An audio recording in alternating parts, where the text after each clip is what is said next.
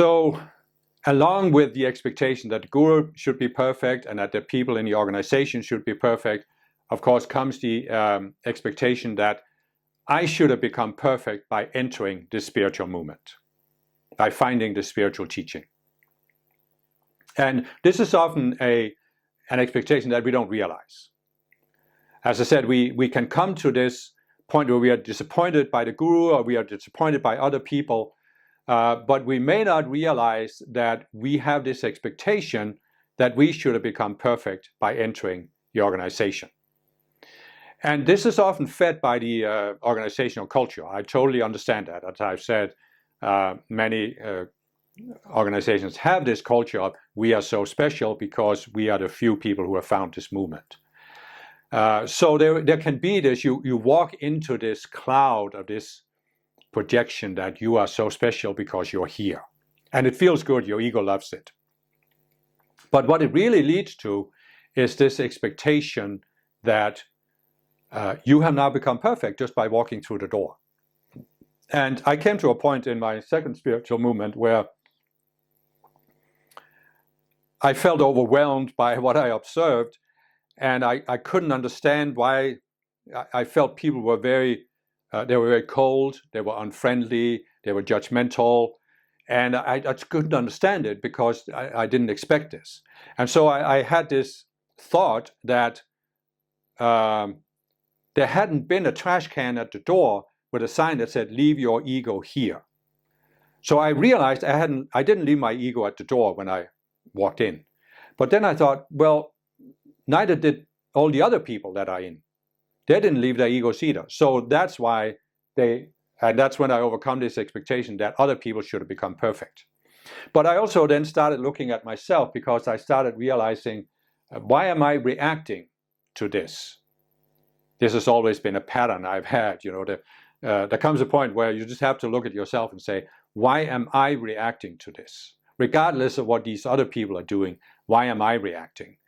And it was a really hard realization to come to for me. It took me years to really integrate this. And it really wasn't until I had this breakthrough where I decided to stop looking at other people and only look at myself and my own psychology, that I really broke through this projection game of projecting out that the problem is out there. And that's when I started breaking through, and that's when I really started growing from that point on. My growth accelerated to a whole new level. But what helped me really come to that point was this realization that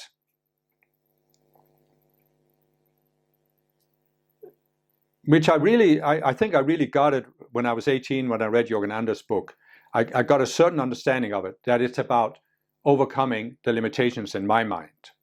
That's what gives me growth. And what happens to other people, if I change other people, it's not going to change me. It's not going to help me grow. So it is about myself. But still, I had this expectation in me. It wasn't really an expectation that I had to be perfect, but that there were certain issues I shouldn't have. So if we talk in terms of ego and ego-based behavior, I could have some ego-based behavior that wasn't really bad. That was okay. I could consider that I could have that.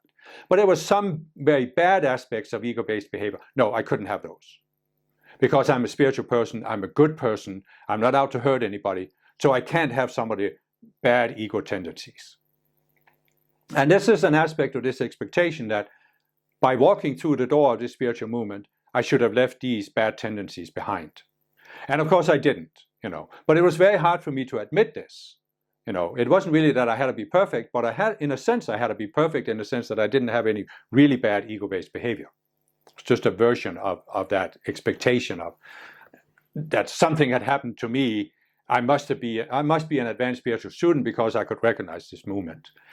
And what really helped me was to experience the presence of the Ascended Masters, the love of the Ascended Masters, because I realized that they don't condemn me. They don't put me down. They don't judge me. They just want me to be free of all this ego-based behavior. And I realized that if the masters don't condemn me, do I really need to condemn myself? Do I really need to judge myself? And that's when I started seeing that I didn't have the terminology of the separate selves at the time, but I started seeing there was a part of my psychology, I saw it as part of my ego, which it is in a sense, that was always judging me, always putting myself down. If you judge other people, you will be judging yourself just as harshly. So when I started realizing that, I started working on that.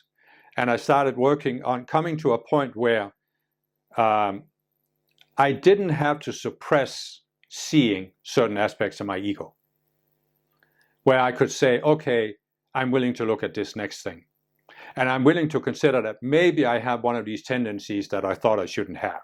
You don't have to do it all at once. You just need to take one at a time. Then you look at that, you process that, you get through it, and then you move on to the next. And when you keep doing this, there comes a point where you have worked through all of these things that you were suppressing before. And then you can come to this point where you can let go of the whole perfectionism, as I talk about in my breakthrough video on perfectionism. You can just let go of this self that in order to be walking your spiritual path, you should be perfect, or you should be on your way to becoming perfect. You realize that all of this human perfection is just an illusion, and you can just let it go. And it's just a matter of coming to the point where you don't have these selves.